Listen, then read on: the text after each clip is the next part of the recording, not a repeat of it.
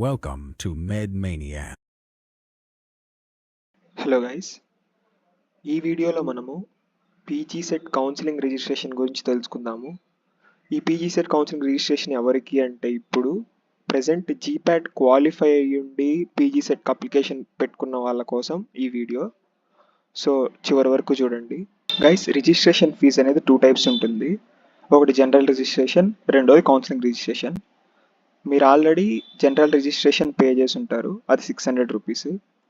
దాని తర్వాత ఈరోజు మనము కౌన్సిలింగ్ రిజిస్ట్రేషన్ ఎలా పే చేయాలో మీకు చూపిస్తాను. జనరల్ రిజిస్ట్రేషన్ మీరు స్టార్టింగ్లో పే చేసినప్పుడు మీకు ఇలా రిసిప్ట్ అయితే జనరేట్ అయి ఉంటుంది, మీ మెయిల్కి వచ్చి ఉంటుంది. ఈ రిజిస్ట్రేషన్ నెంబర్ని మీరు నోట్ చేసుకోవాలి. రిజిస్ట్రేషన్ నెంబర్ నోట్ చేసుకున్న తర్వాత ఈ వెబ్సైట్కి అయితే మీరు రావాలి.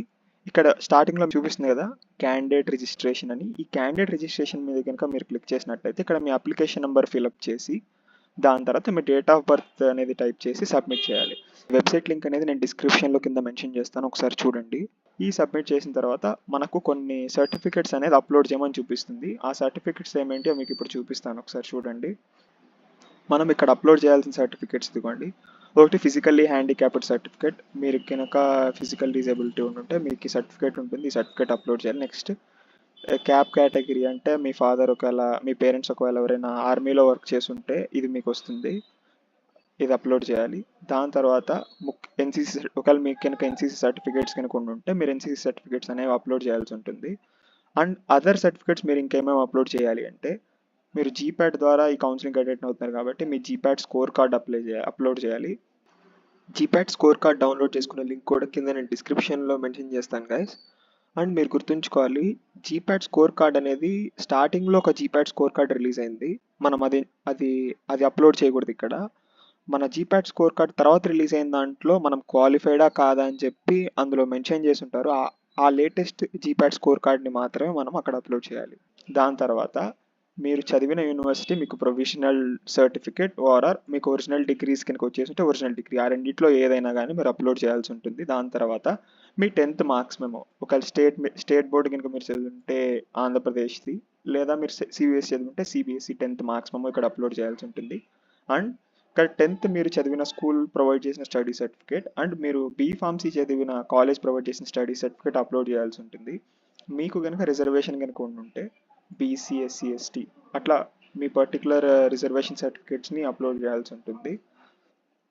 ఫర్ ఎగ్జాంపుల్ మీరు తెలంగాణ లేదా అదర్ స్టేట్ వాళ్ళు అయి ఉండి మీరు 10 years మేము ఆంధ్రాలో ఉన్నాము అని మనకి ఎంఆర్ఓ ఆఫీస్ ఒక రెసిడెన్సీ సర్టిఫికేట్ ప్రొవైడ్ చేస్తుంది.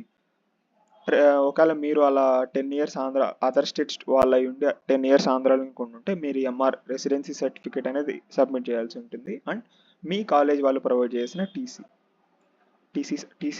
సబ్మిట్ చేయాలి. ఫర్ ఎగ్జాంపుల్ ఎవరైనా